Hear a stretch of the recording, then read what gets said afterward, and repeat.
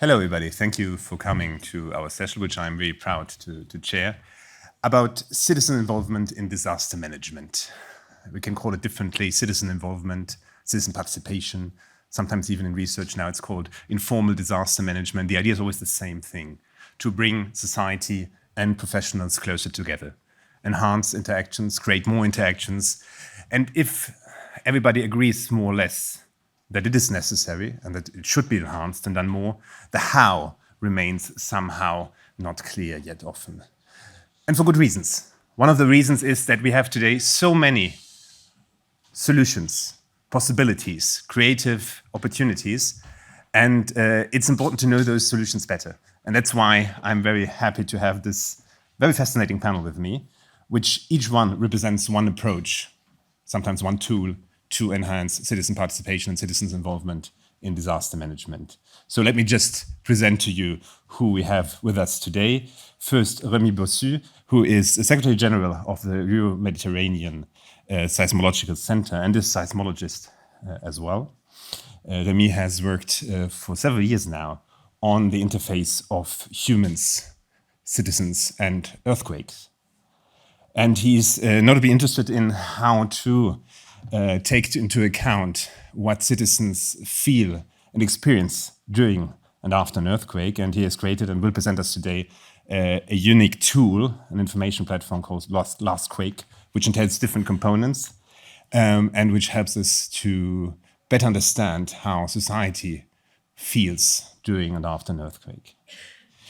We will also learn today from Jorge Forcada, who is here on behalf of the NIGHTINGALE project. Jorge is working in IT and will present to us a tool which enables us in different types of incidents to better involve citizens. So I'm very curious to hear about this proposition. We'll also hear from Francesco Graziani, who is here on behalf of the LINKS project, and who will talk to us about how children could be better integrated in disaster management. He will specifically present us a tool for digital learning, which I had the opportunity to test quickly and which is very impressive. He is himself a humanitarian working for Save the Children Italy and has a large experience in the field in different cases of humanitarian crisis in the Middle East and Eastern Africa. And so his approach is also informed by this experience. And last but not least, David Wales, who is here on behalf of the ENGAGE project, and he will talk to us on how, again, better involve citizens and the unique approach of the ENGAGE project, and notably speak on communication tools and how to use them more efficiently and more integrative. So thank you very much again for participating, and I will give Remy the word to present.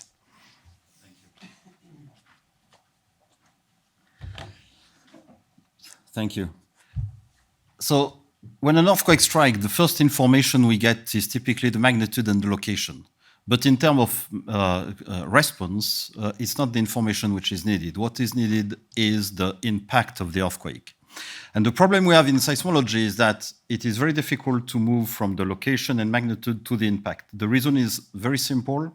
It is because for the same magnitude and distance, we have a huge variability of the level of shaking which is generated, typically by a factor of 4. So when you integrate this in your damage assessment, your damage assessments are intrinsically unreliable, so the uncertainties are very large. If you go in Tokyo City, they have solved the problem just by installing very dense real-time accelerometric network.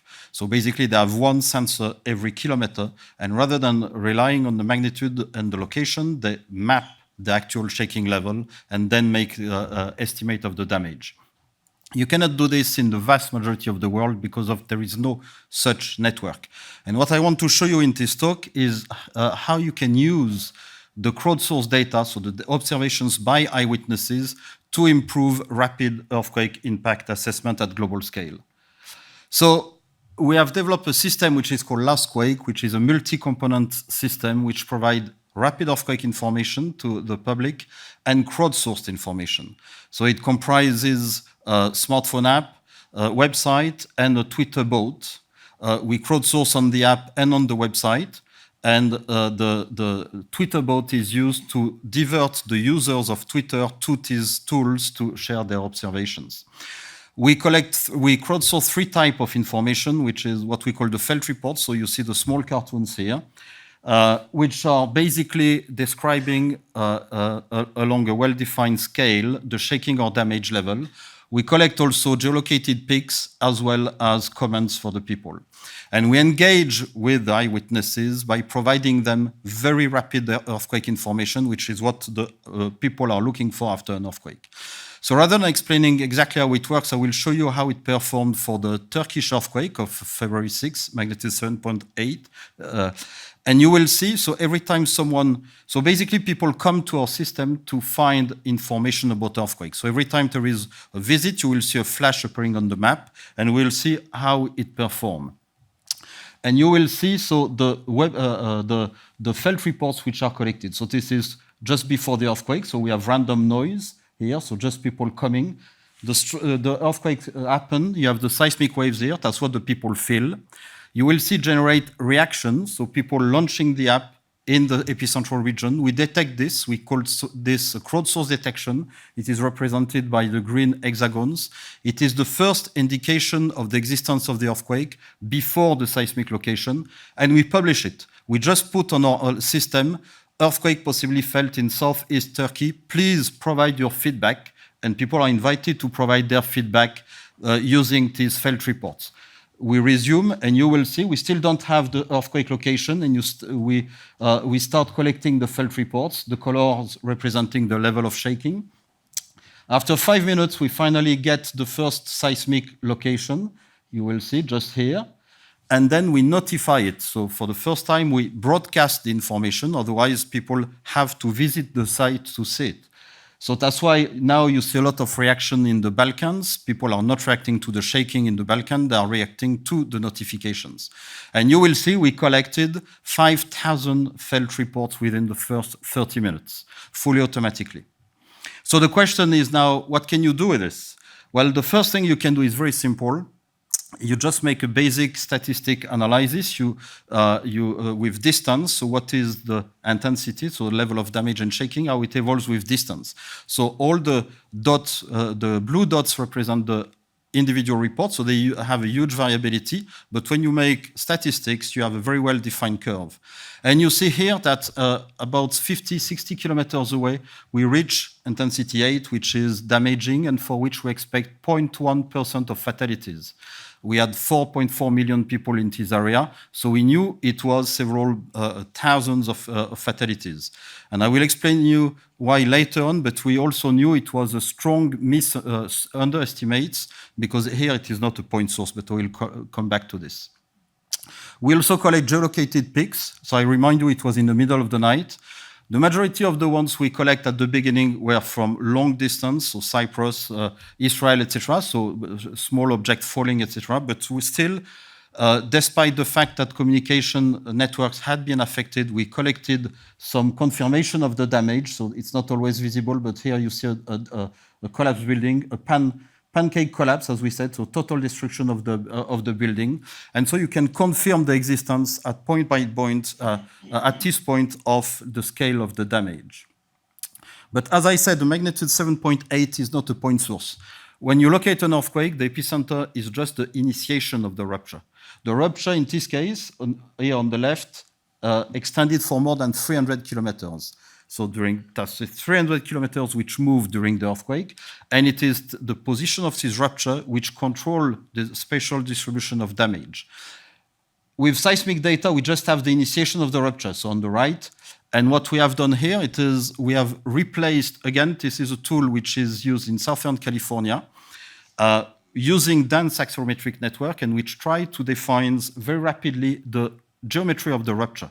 So we just replace the seismic data by the felt reports we collect, and within 10 minutes on the right, it was the geometry we were able to determine, and then you recompute the theoretical shaking from this distribution, and you get a much closer estimate of the shaking and then of the damage. Another thing that we have done, it's not rocket science to evaluate that a magnitude 7.8 will be a disaster. What is far more difficult is to evaluate the moderate earthquakes, so moderate typically of magnitude 6, or the ones which have a limited impact. Moderate earthquakes, typically magnitude 6, will have an impact within a dozen of 15 kilometers around the epicenter. The problem is that at global scale, our first location have typically an uncertainty in location of 15 kilometers. So it can be highly, your results can be totally unstable when you try to model the impact.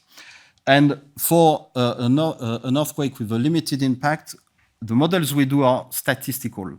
You don't know the individual buildings, so they are statistical. And when you have a few fatalities, it's not about statistics, it is dominated by individual accidents. So what we have been doing is an analysis of all the past earthquakes to try to evaluate using, again, only the felt reports we collect within the first 10 minutes. What are the parameters which help us distinguishing between low and high impact earthquakes? So the numbers here are recent earthquakes which were not used for this study, so that's how they behave now. The color is the probability of being high impact, and I've just taken these two examples. So we see here the E11 is the Japan earthquake, so it's definitely the case. And this one is of special interest in Afghanistan because this one for several hours, nobody realized that it had been a damaging earthquake. So it is a type of stuff which can give you a heads up and to know in which case you have to get more data and you have to check because it may be impacting. Triggered landslides can be a real issue also for response after large earthquakes because they block the roads and then hamper the response. So we have developed the global landslide detector. So the principle is very simple.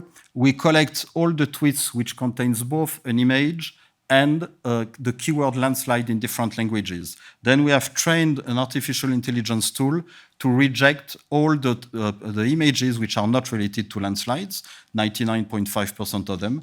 And here, this is the landslides we detected for the Turkish earthquake. So it was detected 12 hours after the quake. We don't know whether we'll be able to keep operating it due to erratic policy changes now at Twitter. And we are now extending our tools on messaging apps. For example, in Haiti, that's the messaging apps, that's not apps, smartphone apps do not work.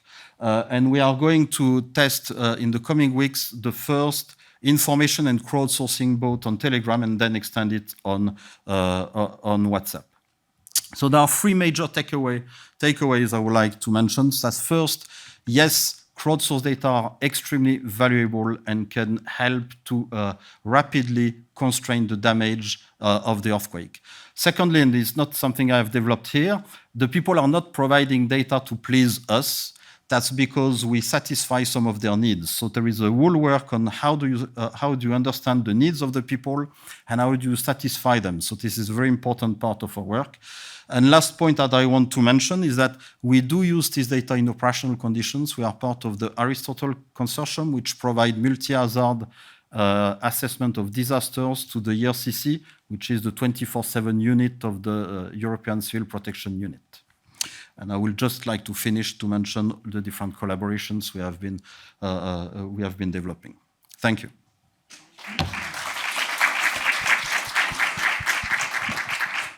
Thank you very much, Remy.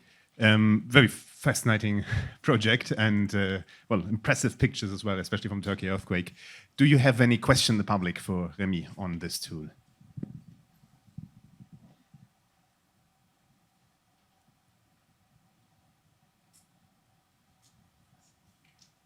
I have some. There's a question. You just mentioned, but briefly, it seems the quality of the data you receive can be improved if you're addressing the needs of people who are submitting it. Can you outline some of the ways that you can understand those needs and address them? It's not the quality of the data, is why the people will provide their feedback. So just to give you an example, we collect comments. So we have started first years ago with an online questionnaire. We realized that people do not fill an online questionnaire on smartphones. And people are just using smartphones now during crisis. They are not using desktops. So we moved to cartoons. And we realized, at the end of the questionnaires, we had blank box for possible comments if you had some, if there were some observations like diversion of rivers which were not used. And 35 people or 30% of people were using it to express their felt experience in their own words. So they were not answering the question, but they had the need to express them. And it is, so we kept it, and you can see them on the app. People can rank them, whether they like it or not. And it is, if you look in the stores, this is one of the feature of the people with preferred feature of the app. So that's really something that we do because people want it. After the Nepal earthquake, we made an online survey, so in 2015, and we asked the people, what do you want as an improvement? It was the first answer, and by far was, tell us what we should do after an earthquake. So we have also included guidance, again with visual communication, because we work at global scale, about what to do during an earthquake, after an earthquake, during a tsunami alert, etc., etc. So we try always to understand the needs. And the key point is that we engage with the people because we are very often the fastest information to be available. Fruit is crowdsourced detection, so detecting felt earthquakes not with seismic data, but through the online reaction of eyewitnesses. And the people are just, they arrive, they say, oh, possibly felt earthquakes in Southeast Turkey, please confirm. It is enough to catch them and to start engaging with them. Okay, thank you very much, Remy. Jorge, you are up next, and Jorge, who will present us the PEMEA app for better involving citizens. Okay. Hello, everyone. I'm going to present an application made for citizens that will help them and will be integrated in a global ecosystem of tools that will be developed for the Nightingale project. This project aims at improving the triage and management of a multi-case incident scenario like a terrorist attack or an earthquake, for example. So first, brief overview of the Nightingale project. It has a lot of agencies involved. We are 23 partners over 11 different countries, including most European countries and also the MDA from Israel. Part of us are technological partners that will make the tools of this project, the technological tools, and other partners are first responders and emergency service agencies, whose feedback is very important to ensure that we develop a useful toolkit that will help these kind of scenarios. At the end, we are developing 24 different tools. That's a huge number, and we have a lot of work in integration with all these tools, okay? Most of them are tools for first responders, like drones, artificial intelligence, things for managing data, to help them triage the people and give faster and enhance the attendance of the victims. But there are others, like the one that I'm going to present, which is an application that will be used by citizens and that is interconnected with all the toolkit of Nightingale. This application is a mobile application. Citizens can download it, and it will allow them to call to emergency services in order to receive help. It will allow them to report things for if they are not the victim for what they are seeing in the incident. They will allow them to upload photos or have multimedia communication between them and the emergency services. And it will also allow them to register as volunteers so that they can receive instructions about how they should interact with the incident or with victims, if they should just go away, if they should collaborate or anything, okay? So there are basically two different operation modes for this application.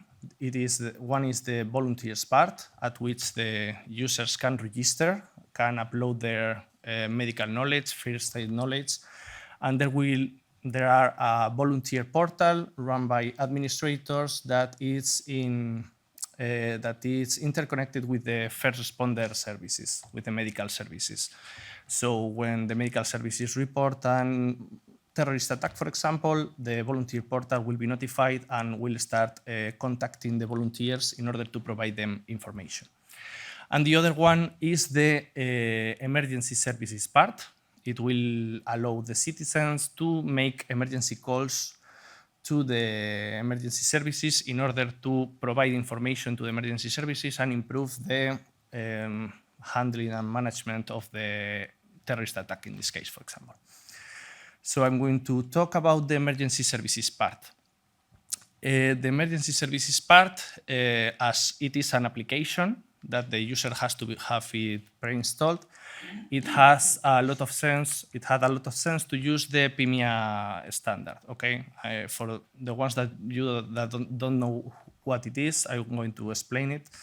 It's an ETSI standard that defines how to interconnect applications, not just mobile applications, but mainly mobile applications and emergency services like PSAPs. Okay, it defines the rules on how the data from the APPs has to be exchanged, and also it offers standard capabilities, advanced capabilities for multimedia, enable multimedia communication between the apps and the PSAPs. Okay, it also works in roaming scenarios. So this means that any citizen or disabled people will be able to make emergency calls to integrated PSAPs in other regions. So it also helps this application to be more useful, okay? And this also means that this standard allows both PSAPs and allows PSAPs to meet the last European regulations about disabilities, people with equal rights, and the roaming scenarios, okay? So this is the first prototype of the swap application. We can see the data that can be pre-registered by the user. It includes languages that he speaks, disabilities that he has, medical information that he wants to share to the PSAP.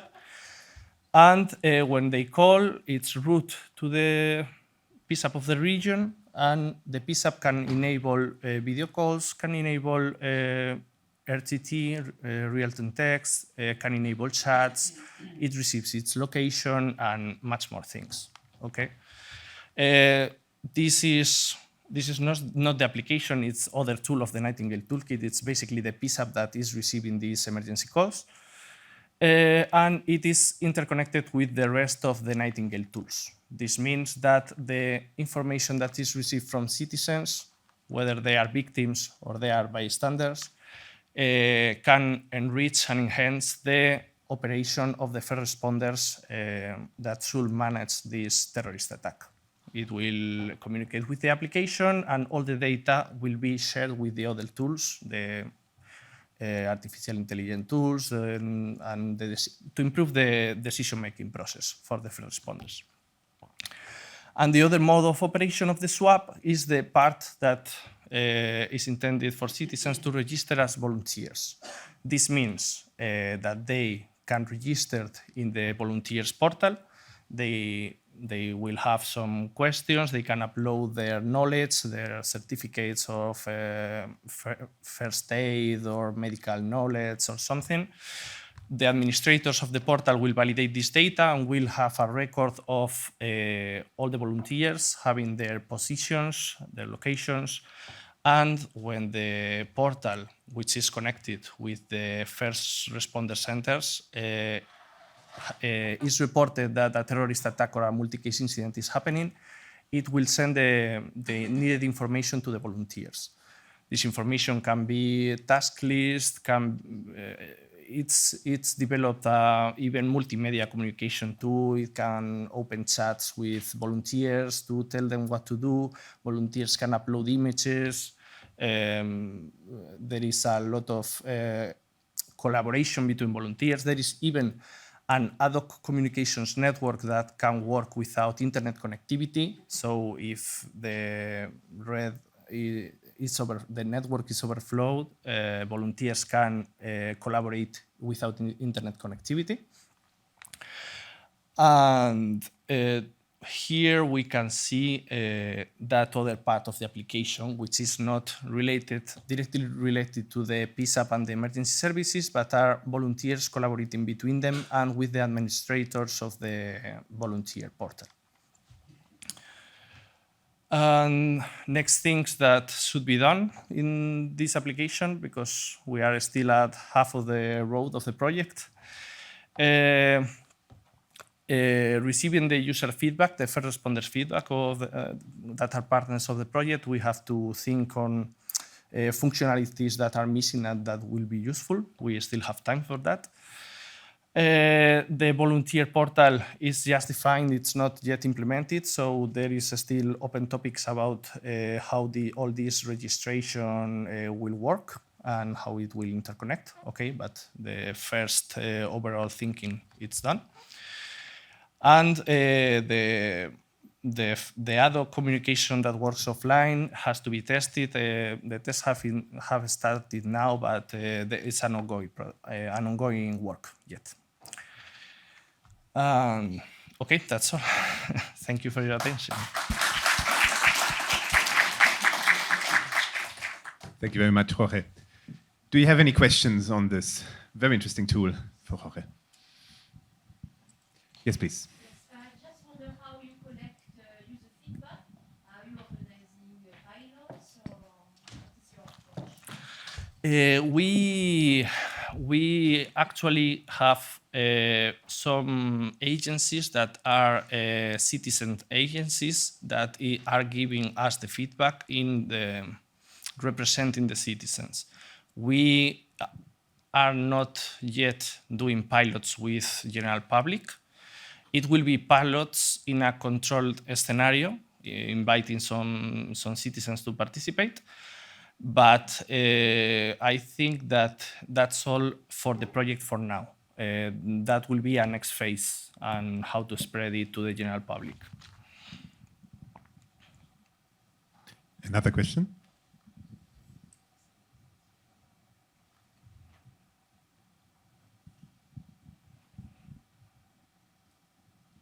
Then we go to the next presentation. Okay.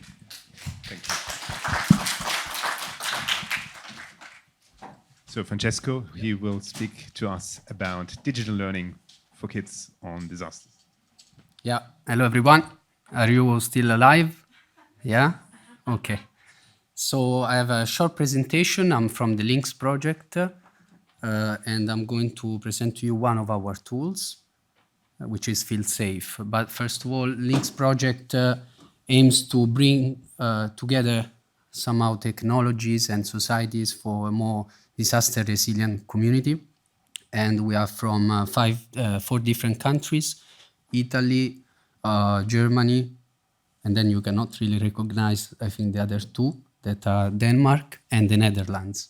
And we have 5 different case studies on earthquake, flooding, industrial risks, drought, and terrorism. But since the product I'm going to present, Feel Safe, is dedicated to children and disaster education, allow me to say just a few words on why we do that. One of the reasons, of course, is because the Sendai framework tells us so. There is a part of the framework in the 4th section dedicated to participation of children and young people in disaster risk reduction. And then, of course, because we want to contribute to some of the most important SDGs, such as on the reduction of life loss and the building more resilient cities and societies. But also because, as you know, when a disaster strikes, people on the ground are alone. Sometimes for a few hours, the rescue services are not there. So the more people we have educated on what to do and how to behave, the better they can protect themselves and others. And the same goes for children, who are one of the most vulnerable groups in emergencies. And the other reason is because we need to invest more in prevention. As of today in Italy, we still have a correlation to 9-to-1 between the investment in prevention and the investment in response to emergencies, which of course is not good. So FeelSafe is a learning platform dedicated to children between 9 to 14 years old. But we are going to expand that. So the target will also cover primary schools and high schools in the future. And we are going to launch it in October during the Disaster Risk Reduction International Day. And the idea of the platform is to increase, of course, children culture of safety, but as well to provide schools and anyone who works with children on DRR with something easy to use and easy to apply. And I will show you later to also promote networks of good practices and to, we hope, bring together more and more people who have wonderful initiatives in Europe and all over the world. So unfortunately, I can't show you here the website, but you can just pass if you're interested by our stand in the corridor, and you can access the website with a QR code. And if you want, you can leave us feedback. So we have so far created 5 main sections, thematic sections. And you see the website is populated by some funny characters. And the thematic sections are on vulnerability, being prepared, risk awareness, communication during emergencies, and natural disasters. And in this case, we started with earthquakes. So we group activities that can be easily applied for a school context, but not only. You have role plays, you have links to external applications, and the structure is that we first go through some basic learning, and then we propose more experimental activities, and then we propose more actions. So we ask students to take action, to be proactive, and to try to make small changes, positive changes in their environment. Another section that you can find in the website is a library. So we have 2 main components of the library. In one, you can get useful readings about child-centered disaster risk reduction. And in the other one, you can get stories of projects and different initiatives that are going on. And as well as news, where we try to advertise or publicize interesting related events. I just conclude by saying that FeelSafe is one of Link's products, but you can get it inside the Link's community center, and the library model is also composed by guidelines, technology library, and use cases, which you can also access. And again, if you're interested, just come by our booth and we'll guide you through that. So that's it from my side. This is my contact, and thank you so much.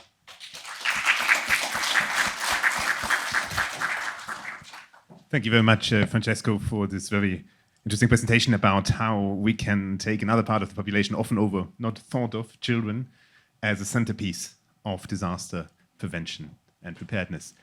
Are there any questions? Hi, I'm Carrie Stevens from the University of Texas at Austin. Loved all the presentations so far. I have a question about the communication module. A lot of times communication isn't segmented as a specific kind of action that people can do. I'd love for you to share more about what are some of the tips that you give in that module? And then did you say that this will go live in October? Yeah. Okay, great, thanks. Yeah, absolutely. The website will be live in October, although you can, as I said before, access it now and experience. We are more or less 50% status of completion, so there is still a long way to go. The idea is to propose a set of 10 different activities in each section. One of them is the one on communication, and from time to time to refreshen them up with some new activities, new scenarios. We are quite flexible because we do understand that the activities are very context specific, first of all. So we leave also to the facilitator the possibility to adapt according to the needs. But then also we try to connect them whenever possible with the use of social media or other technologies that are easy to use and free to use in the internet. So we try to link it to the component as well of internet safety and online risks. And we try to promote as much as possible experiential learning through role plays, where of course we promote the first-hand experience of a certain situation, like calling the emergency services and make mistakes, so to promote learning. Yes, please. Thank you for a very good presentation, and it's a very relevant topic. I just wondered, to develop this tools or guidelines, do you involve children? What is the process for developing those? Yeah, we did a very strong participatory process throughout the whole design and development. There is one particular school that worked with us from the very beginning, and they were consulted and took part in testing of the activities. But there were very many occasions where we brought the opportunity to discuss on a round table the product development and get feedback both from users such as teachers and children themselves. So, with Save the Children, participation of children in the decision making is one of our missions. So if you know about the ladder of participation scale, you go from a manipulative kind of participation to the last step, where not only children participate in decision making, but they are the one taking the lead in the decision making and sharing with adults. So we try our best, but that is the model we always try to look for. Yeah, thanks. Yeah, the tool is bilingual for now, Italian and English, but we'll look at translating the tool in other languages. And we have done some random testing especially in the Netherlands and in Denmark through our partners, of course. Thanks. Okay, thank you very much. Thank you. And we'll finish our panel with David Wells, who as a learned custom experience officer of the UK Fire and Rescue Service has certainly a unique perspective on communication channels during disaster management. Thank you, Jan. I think that's probably quite apt for this part of the presentation. This is now for something slightly different. So we're going to come at the subject from a slightly different approach. And I'm here representing the Engage project. And it's possible to come to events like EENA year on year and see the incredible advancement of technology, both in improvements and new solutions coming to us. It allows us to reach more people and communicate with them in different ways. But it's only one thing that we need to be effective in achieving our aim of public safety. And what we're going to look at is really are the other components, particularly around the messaging and the involvement of citizens, working as effectively. Because I'd suggest that we're not seeing the same rate of progress. And if we advance just one part of the solution at a rate, we're going to be putting inappropriate messages, inappropriate formats into new technology, and then we don't really get the benefits that are achievable and required. I'm going to gloss over quickly the first problem, which is who is a citizen? How do we define that? They come in many forms, in many natures, and we have to make a selection, and that will influence our understanding. But in this session, I would really like to put forward what our findings are, which is that we have reached a point where we have to fundamentally review the ecosystem around communication, what it is, what it means, what it's trying to do. And it means representing all stakeholders. We are still putting messages and systems in place to provide a solution that effectively provide an inside-out view of what we want to broadcast to citizens. And there are attitudinal things within there that suggest we see often citizens as their utility towards us as professionals rather than having independent needs. And it was good to hear Remy mention around that, think about their needs, because they're not the same as ours. And fundamentally, what we're doing is a human-to-human activity. The technology makes us better at doing it, but we are still trying to motivate. And getting the messaging right, getting the communications right is what motivates people to do it. The technology allows us to reach them in different ways. And so, as I say, Engage is a project that's been set up with EU funding. It's one of a number of projects that are looking at societal resilience and integration. And again, the terminology on that's interesting. If you look at technology, those involved in that world would understand resilience and integration as a technical approach. We're looking at it from a societal approach, it means slightly different. And actually you start to see some tensions between how both work. If we digitise everything, we take away moments for social interaction and contact. They are the bonds that form social networks that we rely on in emergencies.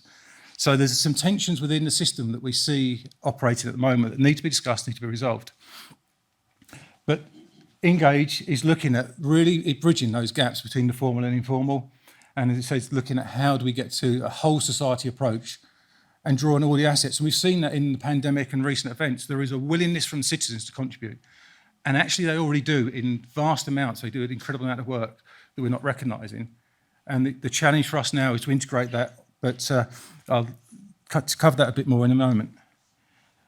So the bit we're going to talk about, from my perspective, I've been involved in writing 2 policy papers. The first one is published in draft format, which is talking about communication with citizens in a crisis. And my co-author, Alexandra, is here as well today. And the one that we've just prepared and finishing looks at the role of volunteers and spontaneous volunteers within that environment. The proposals were arrived at through some primary research undertaken by some of our partners, looking at secondary research and the application of some of our own insights and perspectives on it. Just before I look at what's needed, I want to come back to why we feel, an example of why that's necessary. And I would call this legacy messaging.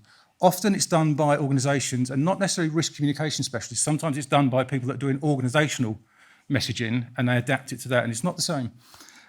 So quickly, if you look at the first one, it's one I'm very familiar with because my background was in the UK Fire Service. If a fire starts, get out, call out 999. Don't do anything. As a citizen, it's clearly too dangerous. It's beyond your ability. Just rely on us. The difficulty with that is a number of things. One, it makes an assumption that a fire is a fire and there's only one version of it. The reality is a fire can be some smoke coming out of a toaster. It can be a fully developed fire. My experience of fire can vary. My priorities in that moment can vary. If it's something I really want to protect, such as pets of other people, my motivation differs. So whilst that's a simplified and generic message, most contexts it's useless. And we found that supported by, outside the Engage project, in the UK and very similar for the States, 70 to 80% or more of people deal with fires in the home without ever calling for assistance. They are ignored.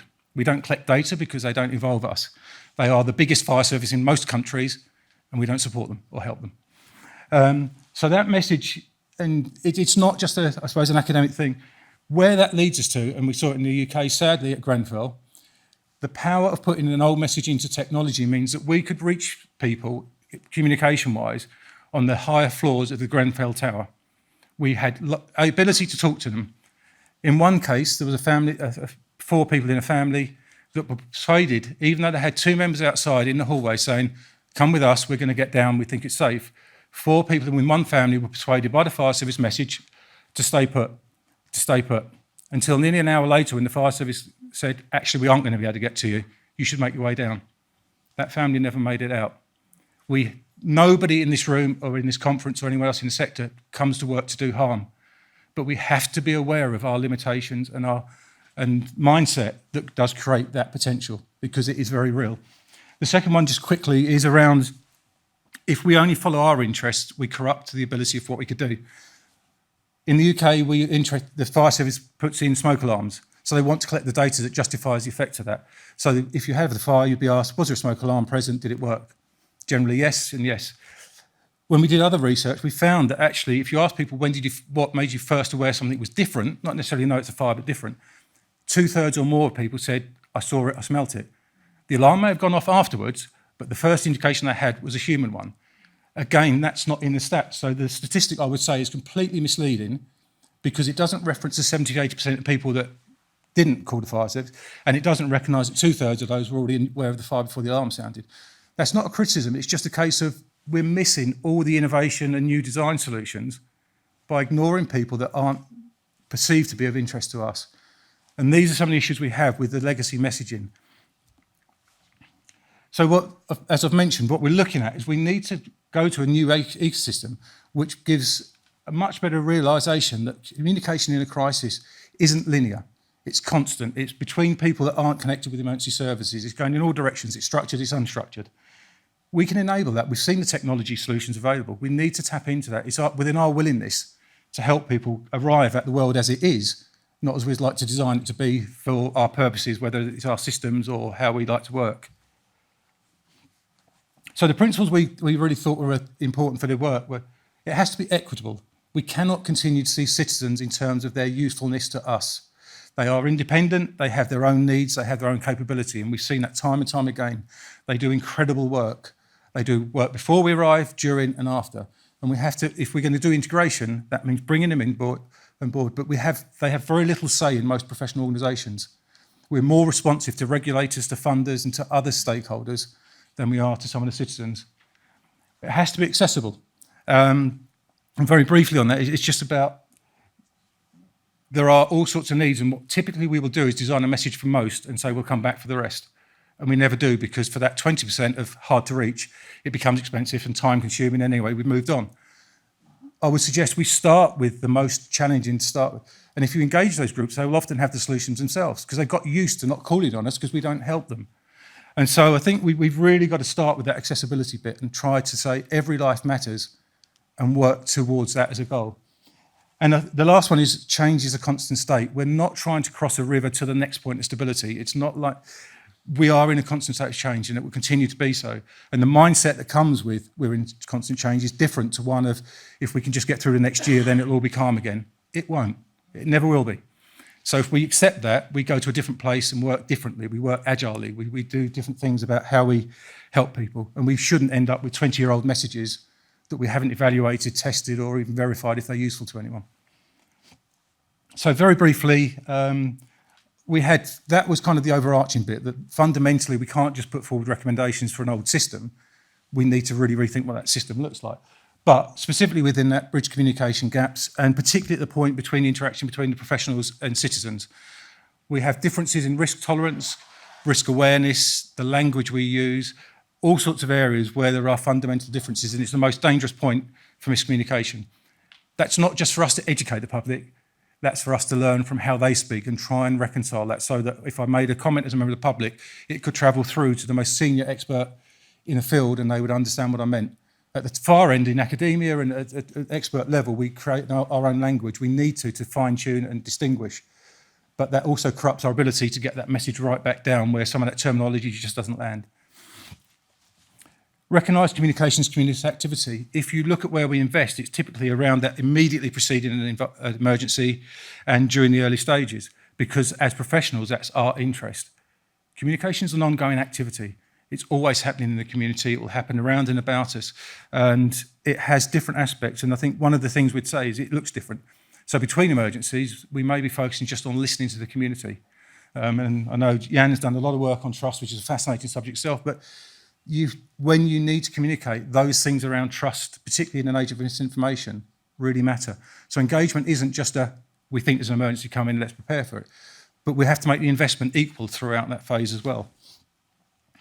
And consistent, inclusive comms, I've mentioned that a little bit again. It needs to be a clear message that people understand, but it has to be able to be tailored without losing its meaning for local context and different circumstances. Communication is a learning opportunity. Again, we've got messages that are far too old. They're not being tested. So for the people that send out the messages, we need to be learning, are they working, who for, in what circumstances do we change it? But also for the public and citizens, how are we engaging them, how are they learning and changing? We need to actually ask them around that. And it leads into the last bit, which I think is where some of the bolder bits need to come in. As professionals, we learn from events. We reflect on them, we improve, we know we get things wrong, we adapt, we train. We don't give the same allowance to the public. If they get something wrong in our view, we will say, don't. Because we don't trust them fundamentally, we don't want to get it wrong. If we took a longer term view, we would recognise that the citizens learn over time and through experience. And we need to help them do that. We will not enhance community capability and resilience by telling people not to do things they are perfectly capable of doing and actually even pushing them slightly further. So I would suggest that within communications, we need to think about how do we get over some of the risk aversion we have. What does the evidence say, not what does our career prospects or personal thoughts say? How do we start to build genuine resilience and capability by being bold and losing some of the risk aversion around our messaging? It's a very powerful tool if we want to use it. So let's run through an awful lot of things. And I think, as I say, just to really pick up on that, we need brave leadership. We need to really understand that our role as professionals is not just to communicate to, but it's to enable communication by and between other people. We're going to need to move into a slightly different space. And we shouldn't have technology as separate to the messaging. It's integrated. We need to do more to really bring that together. And if we do, as I say, we know that the citizens are really willing to help. They want to be involved. There is an incredible ability to transform as much as we have through tech by taking the same investment and time to learn about the citizens, what they need, and how we can help them achieve that. And I think that can really, really move us forward. We'd love to hear your thoughts. We're at booth 33. You can download the report and comment online. You can grab us while we're here. But we'd love to hear your thoughts on the recommendations. We'd also love to hear, for those that are likely to use them, are they helpful? Have we got the format right? Is the language right? And if not, help us to get that so that you can use it. Because ultimately, we want them to make a difference as a conversation starter or to implement. So, thank you.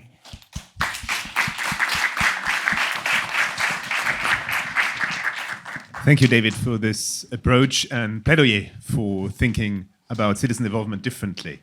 Do you have any questions for David?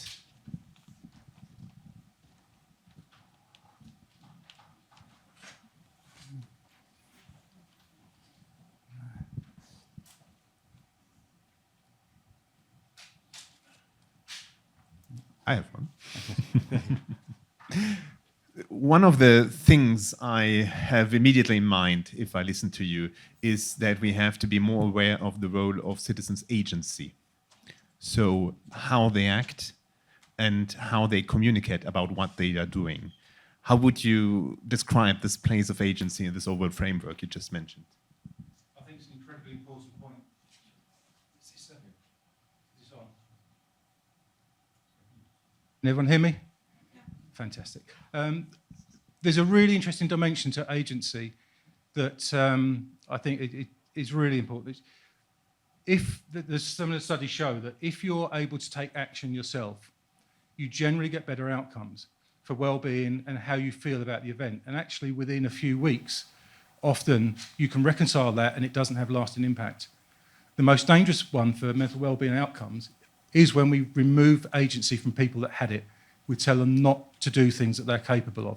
It creates a tension for them. And if the outcome isn't as it could have been, then they feel bad about it. And actually, if you look at the history of disasters, quite often the people that have got the best outcomes completely ignore professional advice. And so I think that agency factor there's a lot for us to learn. And I think it is that spirit of curiosity, I would say. This isn't about being critical. We have a fantastic legacy, and I have the utmost respect and love for this sector for what they're trying to do. But we do have some issues to address. And I think agency is absolutely one, understanding the role of trust and other bits. And being directed to say, by the evidence, if I go back to what I know the UK Fire Service, the model of that was constructed post-war 1950s. And what we've done every time something new comes up is put a new level of plaster or a fix on it. It is fundamentally unsuited, I would suggest, to the world in which we have now and where we're going. And I think so agency, it becomes one of those things you would build into it. We would see communications very, very differently if we start from a different perspective from one of the citizens, I think.